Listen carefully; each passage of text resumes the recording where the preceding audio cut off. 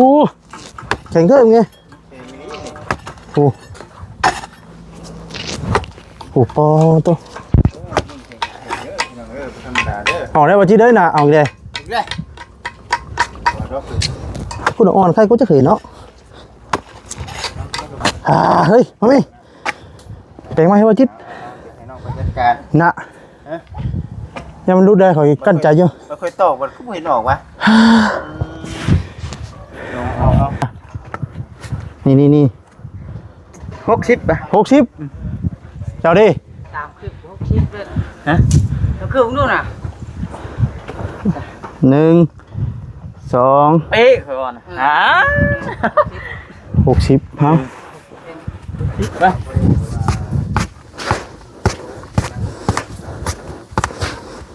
ให้เบิ่งดีบ่บ่จิตเทก็ทีได้ผมจะรีบเชื่ออีกดึง60รถนี่ปั๊บ62ไปอ้าว63แม่นบ่65เพียงหน้าดินเด้อน่ะ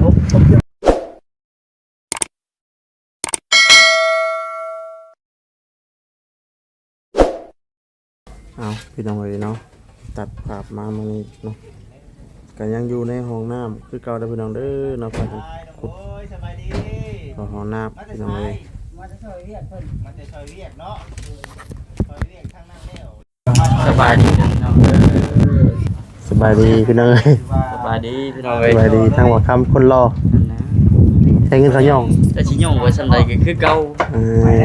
ย่องไว้แล้วเนาะบ่ย่องหมู่คู่สิย่องไปปะเนาะบ่มันย่องเนาะว่าจังได๋สิให้กุดดอกน้ำซอยน้องแต่อีกเลยเนาะปะโอ้ทั้งนั้นใส่ทวนๆนะเนาะตะโอ้ยบ่น้องตะโอ้ยปะน้องเอ้ยมาบุกงานอยู่นี่เลยนี่ให้หน้าให้ตาไปใส่เลยเนาะสบายดีเด้อมาจะเพื่อนดีแล้วว่ะน้องโอยจานโอยน้องโอยคุณนะพี่น้องเลยเนาะเคยคุณรับจ้างพระเจ้าอยู่บ่นี่น้องโอยโดยเคยอยู่เนาะเคยคุณทำจ้างพระเจ้าให้เจ้าเท่าไรนี่คุณเองของมากพี่น้องเนาะเจ้ากับคุณจะทักทายติดตามนะผู้จักผู้จักคนให้ถ้าเขาแต่ว่าคนบ่ฮู้จักเด้อค่ะผู้จัก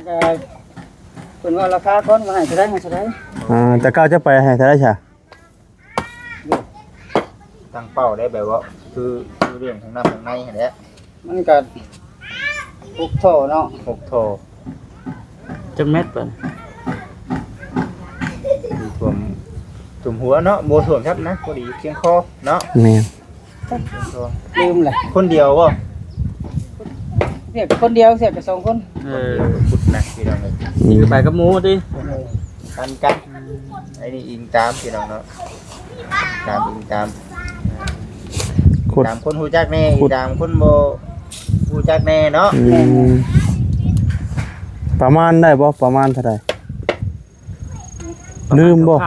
คร่าวๆลืมแต่หึงแล้วบ่ได้คุดแต่หึง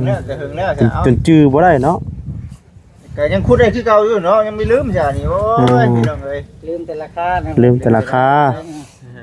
แต่ว่าการขุดนี่ยังดุมันคือเก่านะพี่น้องเอ้ยอายุนี่ดิมันอ่อนเนาะทางเบิ่งพี่น้องว่ามันสิอันนั้นอยู่บ่ค่อยคิดว่าซุ่มสิมีน้ำออกบ่อหยังขุดลงไปเนี่ยนั่นคือชุ่มลงเนาะสุ่มลงบ่บนตีแล้วเหยียดน่ะอ่อนซั่นบ่ทันมันจะให้เงินให้ค้ำมันจักบ่อันปั่นกันได้น้องโอยปั่นกันทุกคนแล้วปั่นกันทุกคนเนาะน้อยหนึ่งก็ปั่นกันเนาะหน่อยก็ปั่นชุมน้อยเนาะแม่นบางเทื่อสิมอบให้บ่จิตบ่เอาเดี๋ยวบ่จะดีอะไรก็ดีวะเป็นจังดอกบ่บ่จิตได้ก็ดีใจแล้วเอาหยอกว่าหัวกันไปพร้อมไปหน่อยเนาะโอ้ขุดผมสิอยู่บนไปนั่งพี่น้องเอ้ยอันนี้นะมีดำชวนคือบริเวณตัวนี้จะเอามาใหม่บ่นี่มาไปหาล่ามชวนมาอีกไงพี่น้องเอ้ยเนาะผมเป็นตัวนี้นะว่าซั่นของกินนี่พวกนี้เป็นล่ามไม้ไผ่เนาะแม่นคนอ่านบ่เราเปลี่ยนเนาะเปลี่ยนล่ามออกเปลี่ เป็นดราม่า เปลี่ยนลาบออกพี่น้องเลยพากันขุดพากันนั่นแหละพี่น้องเลยเนาะ ช่วงเลงแกโป ฝ นั่น นตกเมื่อคืนนี่เป็นจังไดปุ๊บชุดหัวเมื่ออยู่บ่ ตรงเนี้ยฝนตก คนได้หัวหน้าบ่ได้กันไหนเนาะคนได้หัวหน้าแต่ ยืนอยู่บ่ แต่ละมือเฮ้ย วันมานอน โอ้เพิ่นเก่าแล้วพุ่นน่ะว่ะเพิ่นเก่าแล้วพุ่นนี่ข่าวดียังก็เจ้าเพิ่งข่าวมาอยู่พี่บ่ บ่ โอ้ มีกะละมา มาบ่ อืม มีแผนไว้สิมาอยู่นี่อยู่บ่ทำก่อน พังเบิ่งมีการพังเบิ่งอยู่เด้อล่ะวะ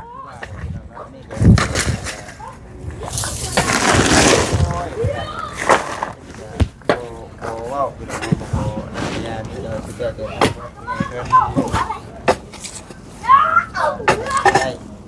ที่แก้กันเกี่ยวไปเกี่ยวมาก็ได้เนาะน้องเนาะ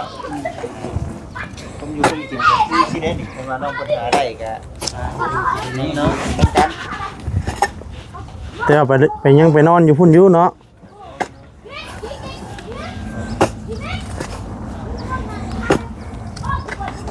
ที่ถมบ่หลายแล้วบ่จิเด้มันนูนอยู่ ปัญหานะเนาะก็เริ่มมีซีมีจัดเลยนี่เอาสิจุกเอาบ่น้องเก่งมา เห็นแล้วบ่ แล้วน้องก็มีแต่เพิ่นว่าบ่มี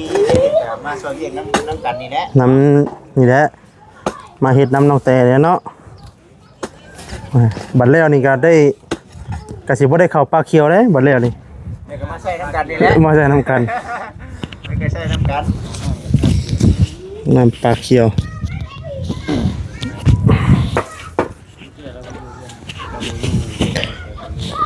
เป็นไม้ๆกันเป็นยังไง โอ้เห็นบ่เราเปลี่ยน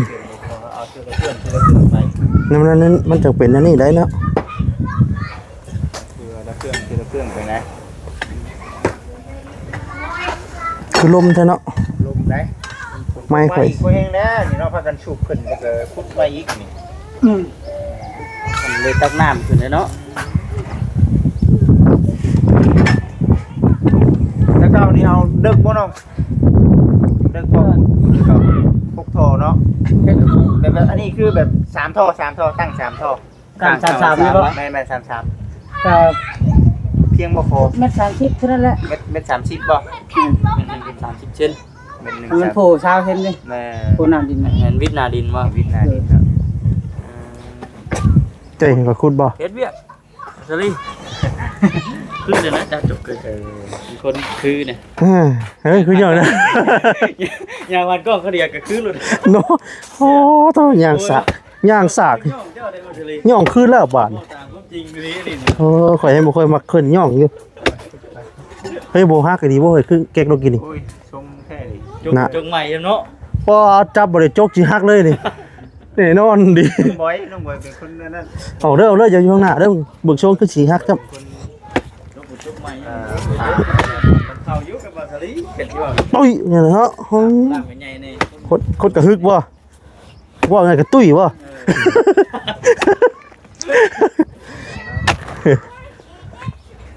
โอ้ยเฮ้ย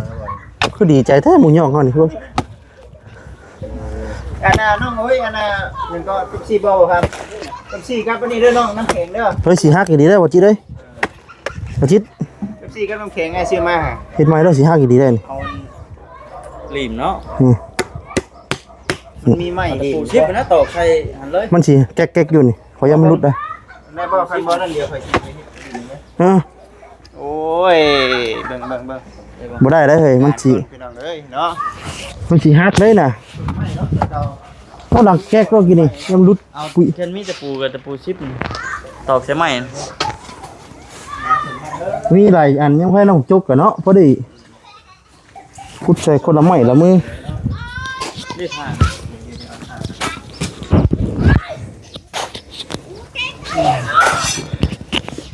เด้อ มันคืนนี้มันเป็นการพบว่ามันคืนมันบ่ายเนาะคือคืนมันจะ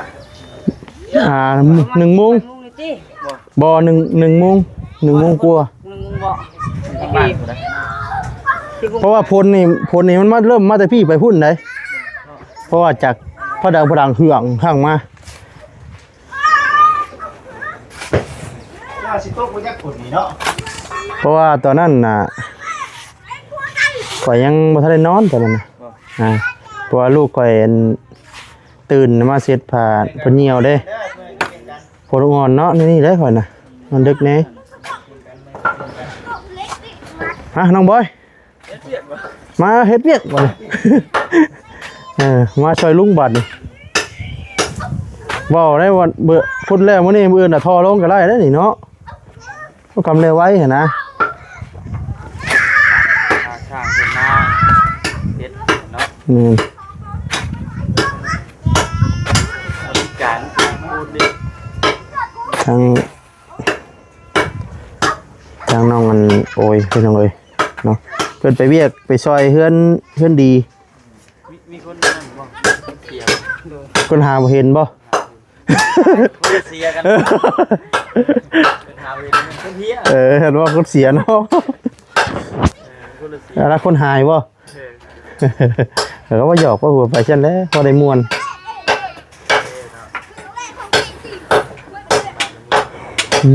ได้แล่นไปช่วยน้ำเพิ่นเนาะเพิ่นบัดเฮาแหละบ้านน้ำเนื้อ อ๋อน้ำหมองนี้เนาะมันเป็นดินโพดหมองนี้นะหมองอันตัวนี้นะ เทลครบ แม่นเฮ็ดโจกแล้วก็เสียมซื้อเซาะเอา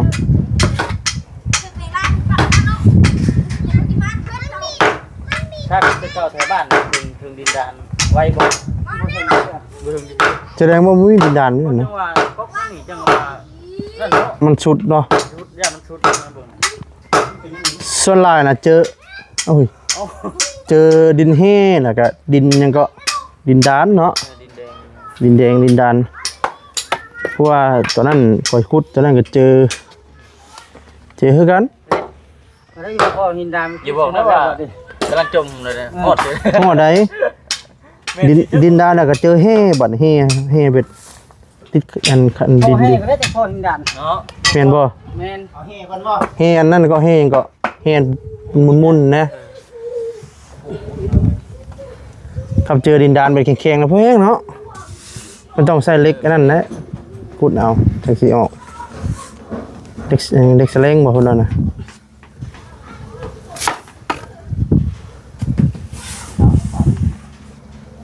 จังโอ้ยมันก็มาเวียแหละเป็นได้กินข้าวกินน้ำนะบ่ กินมาแล้ว กินมาแล้วบ่พ่อพี่น้อง FC เพิ่นก็คิดฮอดคิดถึงทั้งน้องโอยเพิ่นพี่น้องเลยเนาะน้องโอยไปใส่เด้ว่าซั่นเนาะเพิ่นทางพี่น้อง FC เพิ่นก็ถามหาอยู่พี่น้องเอ้ย ในกระเพราก่อนน้ำ นี่ ขอเฮ็ด ขุดไปขุดมาเด็ด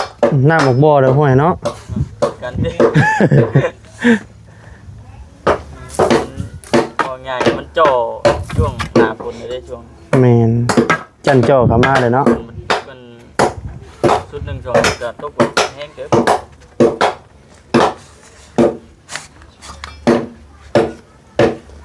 แค่เรามีคนอย่างคนเราเคยขุดอยู่เคยขุดมานี่จักห้องน้ำแล้ว หลาย ฮอดบ่สิกลัวบ่กลัวถือว่า แผนกคุดนะ แผนกขุดแต่ว่าเฮ็ดนี่ จะเฮ็ดได้ฮะ เฮ็ดเป็นอยู่บ่บ่เป็นว่ากันครับจ้างขุดอย่างเดียวนะพี่น้องเนาะ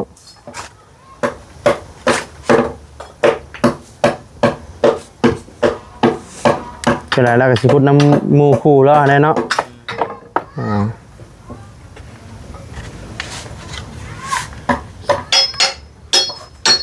ส่วนนี้ยังอยากบางเลยเนาะ ได้แล้วว่าจิตเลย บ่คำอยากขุดได้บ่คำนี่ เนี่ยว่าบอสดี้ถ่ายเหรอ ถ่าแล้วนี่ถ่าจมจุกน้ำบ่จิตอยู่นี่น้องโอยแล้วตอนอัน16ชิ้นเฮือดอะตะกี้ว่าให้เจ้าแค่เฮือออกน้ำตาแล้วพี่น้องเอ้ยโอ้พี่น้องน้องทั้งน้องบอยแล้วก็เฮ็ดน้ำเสียมนี่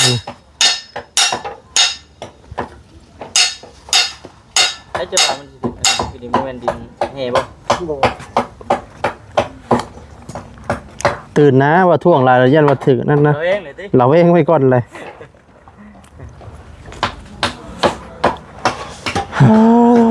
เริ่มหน่อยเขาได้อันตัวอ่อน มันก็สิแก่นเขาแก่นขึ้นนะมัน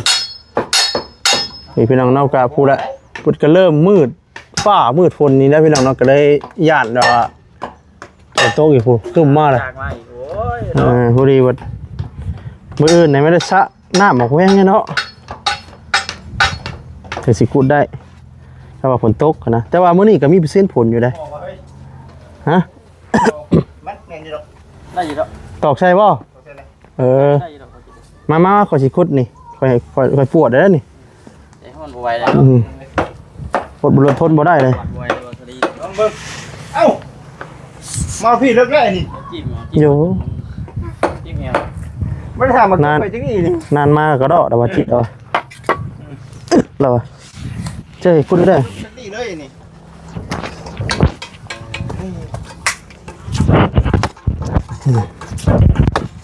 อู้แข็งเด้อไงโอ้โหปอตัว ธรรมดาเด้อ เอาได้ว่าจิตได้น่ะเอาอีกเลย อีกแล้วว่าดอก คุณอ่อนใครก็จะเคยเนาะ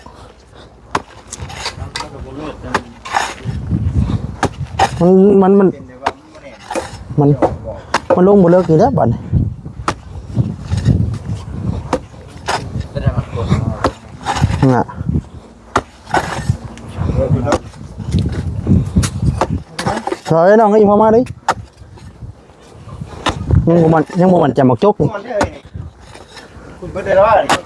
ฮะโอ้ข่อยเริ่มหันใจพื้นฟาดได้นี่เดี๋ยวเด้อ ยังคงซุ่ม อยู่ว่าจะดี ดูยังงไม่อันน่ะโอ้ยอ๋อรถบัสโอ้อ๋อเลยยังเดือดชื่อนะปวกป่ะ แม่บวกเลย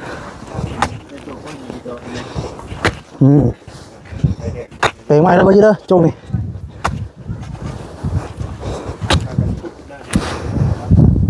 ในแม่แต่ว่ามันนี่ก็นี่หลายเราเริ่มเรียนมีแต่เรื่องน้ำก่อน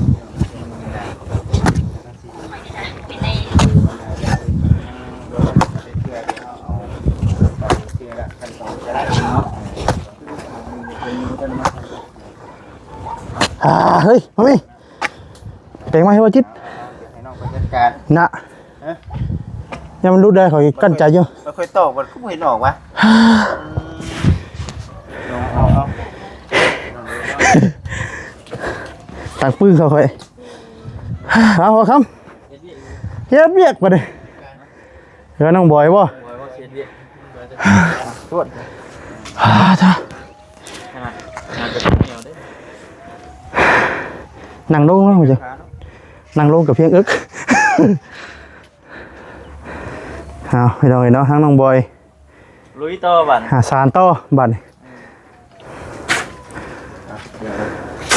จัดการสามมันเร็วพี่น้องเนาะเร็วคือว่า ไปเถอะอยู่ทำไมยังไม่ทันได้นั่นครับอ่อนนี้อ่อนทะเล จะ อันนี้บ่ ตุ้ยเด้ตุ้ยเมื่อยไว้ ยังอยากปลูกลงมาเลยบ่ คนหัวบ่ ฝนลดลงมาเลย ต่อไม้แล้วป่ะจิตถอดออกไม้แล้วเฮ็ดดีมไม้แล้วได้เฮ้ย ปัญหาคือออกไม่ได้หรอ ฮะ ไม่เลยต้องไม่คอนตีก็ได้ มันผ้าแล้วมันบ่นักมันบ่ได้เนาะมีข้อมาซะน้องคอนตีจะมีบ่ บ่ได้ บ่มีครับ เพิ่นสิแต่จกหัวเสียมให้ เอาค่อยออกได้บ่สูดออกดูน้องออกได้นิดนึง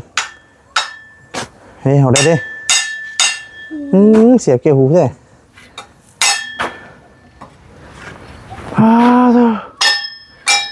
พี่น้องเนาะนี่กับโบมี่อย่างไรพี่น้องนะคุดห้องน้ำอย่างเดียวพี่น้องมือนี้ก็ได้เปล่ามาเป็นกำลังใจให้ได้พี่น้องเด้อเนาะ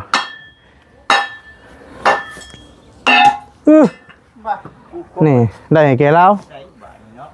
เห็ดดีไหมแล้วเหรอ มันนอนเดี๋ยวนี้ดีไหมก่อนไป โอ้ว่าจะดีแห้งจังเผยเนาะแม่นคุดเวลาโดดคุดสองเทื่อแล้วจกก็จะลุดออกสองเทื่อแล้ว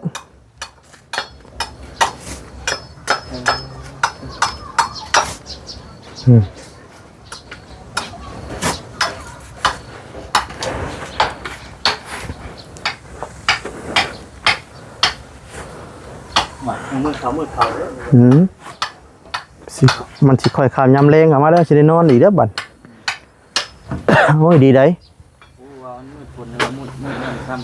มันก็สินำกันแล้วเวลามันก็สินั่นได้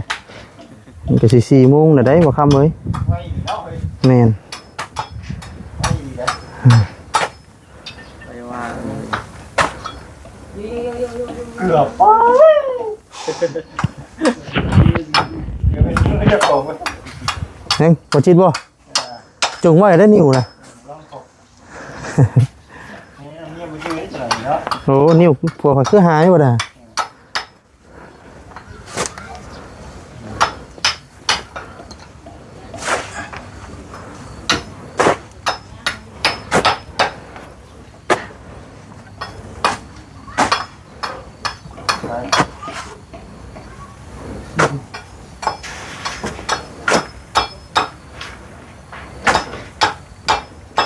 ขออนุญาตจะได้ล้มหนึ่งเนี่ยขออนุญาตจะแน่เดียวเลยเนี่ยฝนต้องแห้งกว่าวันไหนหรอก แม่นบ่ น้ำมีลมทั้งคืน ลมกับผ้าเตะผ้าดังนี่เนาะพลังแน่ ลำบากใจ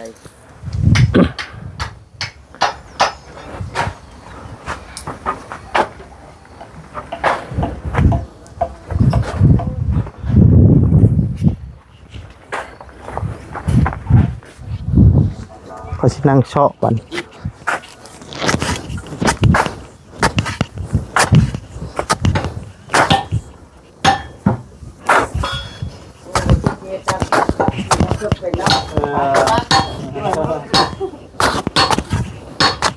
คนผู้นั้นย่องมาได้ย่องละคืนนะเฮ้ยหัวกล้วยว่านี่ ย่อมันเป็นอื่นได้บ่ ย่องละคืนได้ผู้นั้นนะ กล้วยเนี่ย กล้วยเนาะ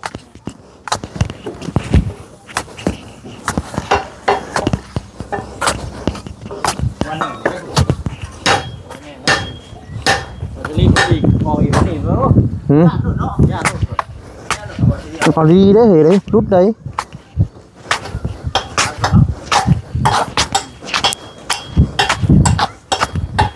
เฮ้ยน้องเตะไงได้อย่าให้กำลังใจน้องบอยชูเมียนะฮะ ก็กล้วยเลยน้องไงเว้ยห้างนี่กระเดิกเติบเล่นเนาะนี่คุณบ่มีหักนะเนาะบ่มีหักแก้วเนาะเมียมีแต่หักฝอยเนาะ มีหักแก่แต่ว่ามีแต่หักกล้วย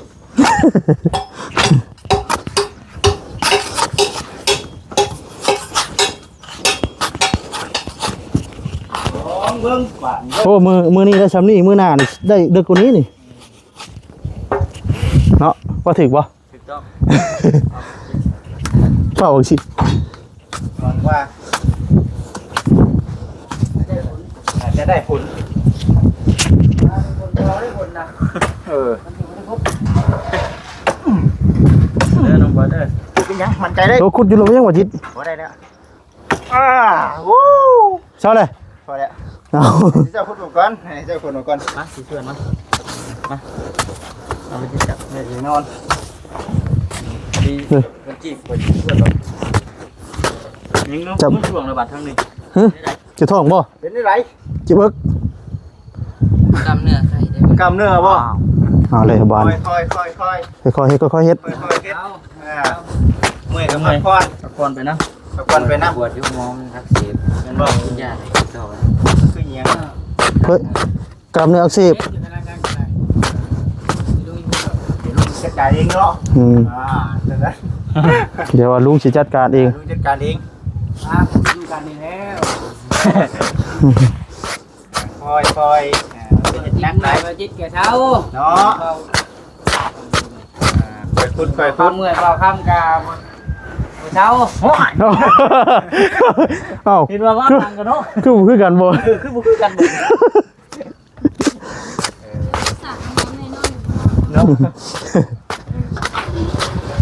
ตาย เมื่อยเช้านะ มักจกนี่มันบ่ได้ชาพาเช้าเด้มีแต่เฮาพาเช้าเองเด้เอาว่าจิเนาะ เข้าดิ มีแต่เฮาเลยสิเช้า เข้า สิเช้าสิหอบ ไปพักผ่อน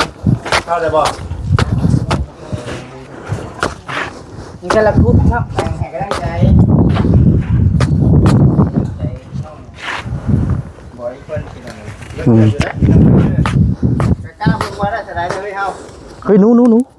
มันก็ห่วยหามีฮอดเลย50เนาะฮอดบ่ยังอยู่บ่ เฮ้ยอันแมทเด้มาแทกเบิ่งมีแมทอยู่ เม็ดน้ำบ่ อ่า เดี๋ยวพูดดิ นี่แหละวะ เอาผู้ใดว่าเท่าไหร่นี่บ่คำ ห่วยนะ อ่านี่ 60ป่ะ 60เจ้าดิ ตามคือ60เลย ฮะ แล้วคือผมดูน่ะ 1 2 เอ๊ะข่อยว่านะ60เฮา ไป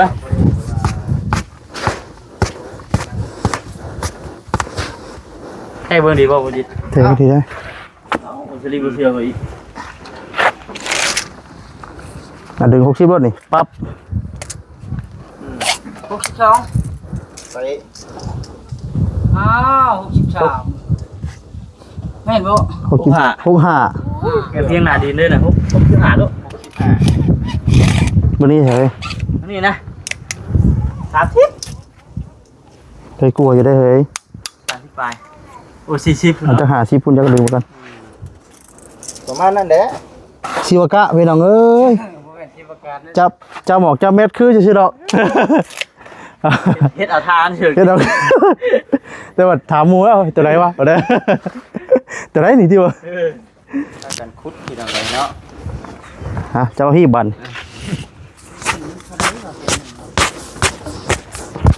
ทำไมสิ จักหนึ่ง นิดนึงนะเอาบ่ครับ จักเลย นิดนึงให้น้องบวยมันเบิ่งรถนิดนึง เราหูอยู่บ่ เราอยู่เป็นกันชื่อเนาะนั่นบ่แม่น ร้อยหนึ่งแล้วนั่นแม่น ร้อยหนึ่ง ร้อยหนึ่ง ประมาณนี้นะคำคุดกัน เลิกกลัวอยู่ดอก มา30 ประมาณนั้นเนาะ เม็ดปลายนะเม็ด3 30 เม็ด30 40พุ่นแล้ว เนาะเผื่อไว้เนาะ นี่เจ้าอยากพูดนี่แทกท่อนี่ ท่อนี่มัน เจ้าก็หาเนา น้อง เดือจากชาวเส้นจงเดือจากชาวเส้นนี่ก็ได้นี่ มันลึกเท่าไรท่อนะท่ออันนี้น่าจะเป็นปากแม็กตัวนี้ 50เซน 50บ่ ไม่ต้องเด้อ แม่น50ตัวนะ ไอ้รุ่นนะคำว่าน้องบวยว่าเนี่ยเนาะ โอ้เราคุณของน้ำมันนี่เป็นเท่าไหรเนาะ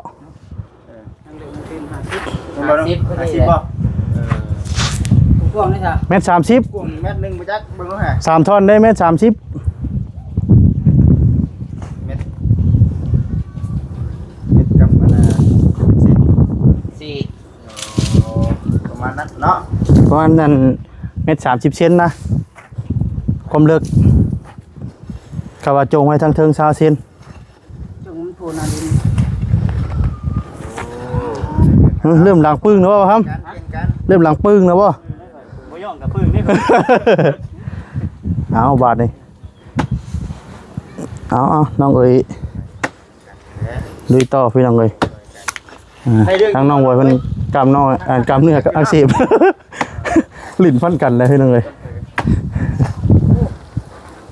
แข็งบ่อ้าวโอ้ยบ่จะดีจนหลังปึ้งไว้กี่นี่ โอ้ตัวแสดงว่ามันก็เป็นดินอ่อนอยู่ได้ฮะเราหักขุดมานี่ได้นี่เนาะพี่น้องเอ้ย เรียบ นี่ได้40 50เซน ไว้อยู่ มือนะคำว่ายังซ่านี่ไป ใช่ใน2-3มื้อ เพราะคำว่าหลายผู้หลายคนช่วยกันที่น้อยก็เปลี่ยนกันไว้อยู่ทีละนี่ผู้หนึงเช้าผู้หนึงคุดผู้หนึงเช้าผู้หนึงคุดก็ไว้ก็ว่าคำว่าผู้หนึงผู้เดียวคือว่าแล้ว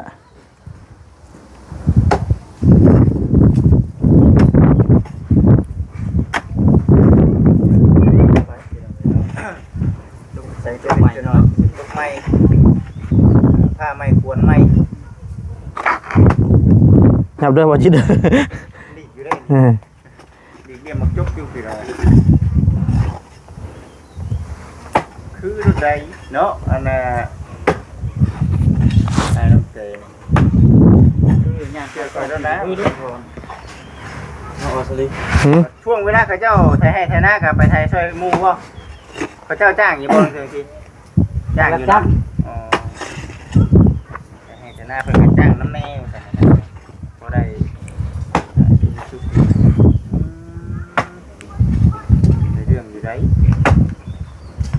แล้วก็มีแต่คุดแล้วก็ส่วนเอาเทื่อละหน้านะมันจังบ่นั่นพวกนี้เลิกแล้วก็จะคุด บทพูดนี่ยังบ่วิดเถื่อเนาะ ยังอยู่เลยเพราะว่ามัน นี่เป็น จะว่า ดินพูนได้อันนี้นะ จะว่าหม่งเฮ็ดปวกจักเนาะพูนเฮ็ดปวกยักษ์นี่ อ๋อตัวน้องเพิ่นขุด อยู่แถวนี้แล้วบัด ธรรมดา มือแรกได้ชำนี่โอ้พี่น้องเอ้ย เพราะเป็นน้ำน้องแล้วขุดนี่ได้ทีละ อืม ธรรมดา เฮ้ยแม่นอยู่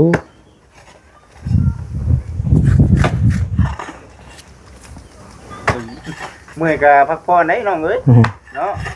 บ่ได้ว่าใดๆได้เมื่อยก็พักผ่อนก่อนนั่งซะเมื่อยก่อนจังมากัน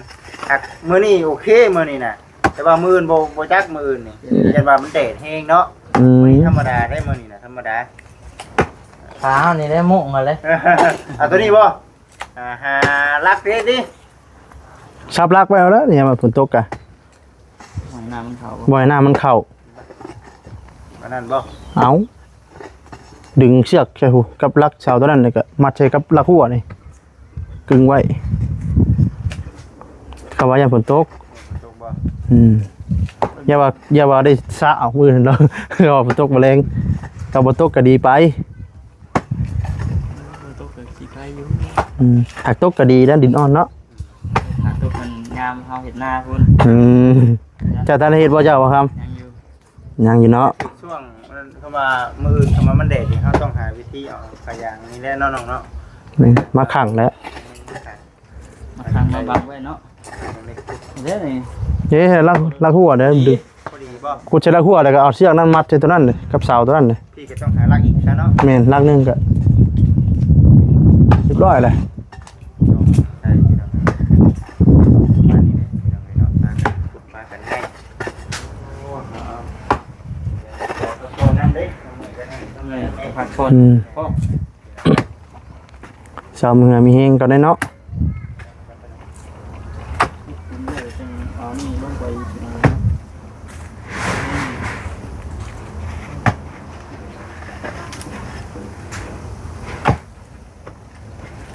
มันเป็นดินเดืองเนาะดินไข่กระปูเนาะดินดากไข่กระปู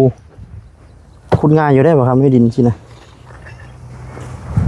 เขาว่าเจอดินแบบอันที่ว่าแข็งๆอันนี่ก็ดินแดงๆนะ ตาล แม่นดินดานป้ย้อมแต่ แต่ว่าดินแห้ยังไม่ได้ขอดเด้อดินแห้เด้อเนาะ สุดท้ายเอ้าน้องโอยเพิ่นว่าบ่ค่อยมีเลยว่าดินเฮท่านนี่แม่น พ่อได้กับบ่อยากพ่อปานใดบ่มันเก่าหัวใจเนาะ เลยก็บ่อยากพ่ออีกบ่ อายุมันเลทมาสิเลยมันสิได้มีมาปุ่มได้หยอดนี่เนาะมึงไปคุยเอาเบิ่นก่อนพี่น้องเนาะเอาดูได้เอาดูโอ้ยค่ะ เราจะได้ตอนนั้น สโลโมชั่นบ่สโลโมชั่น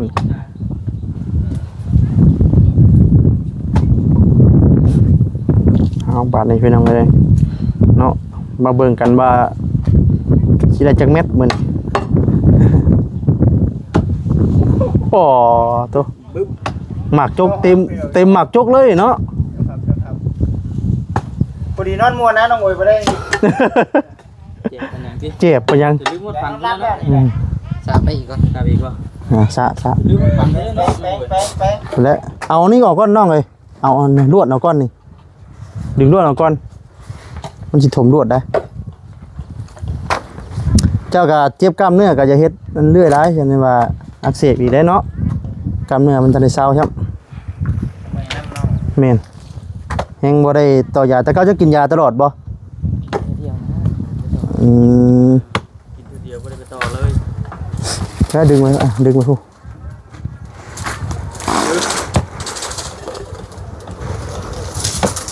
แสงมันกำลังใจ แม่นให้กำลังใจพี่ชายทั้งสอง กำลังใจ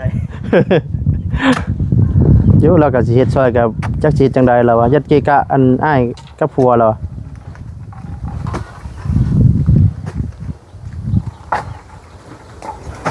ไปเต็มห้อง ได้จะให้กำลังใจก็ดีใจแล้วน้องบอยว่าน้องบอยเราบ่ให้เฮ็ดอยู่แล้ววันอันนั้นได้แข่งขาเราทันได้เศร้าคักกว่าเนาะ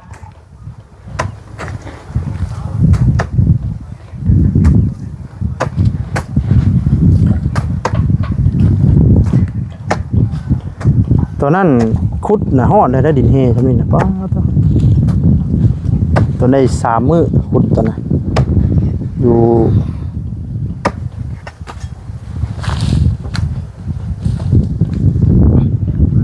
เอาซ้ำเฮงก่อนกินน้ำกินในก่อน ได้กินไหนก่อนเด้อ ผู้ได้น้ำเป๊ปซี่ผู้น้ำเย็นก็อยู่พุ่นเด้อกระติกผู้เด้อ น้ำเย็น มาเดินพี่น้องเลยเนาะสีลมๆคึมๆมาพี่น้องเลยป้าสาวพี่น้องเนาะทางวัดสิริก็สิได้จบคลิปซะก่อนบัดนี้พี่น้องเลยเนาะมันก็ยืดยาวพอสมควรแล้วพี่น้องเนาะลำลาไปก่อนนะพี่น้องเด้อเนาะฝากกดไลค์กดแชร์กดติดตามเนาะพี่น้องใจให้แน่พี่น้องเลยเนาะสำบายดีเด้อพี่น้องเด้อเนาะสำบายดี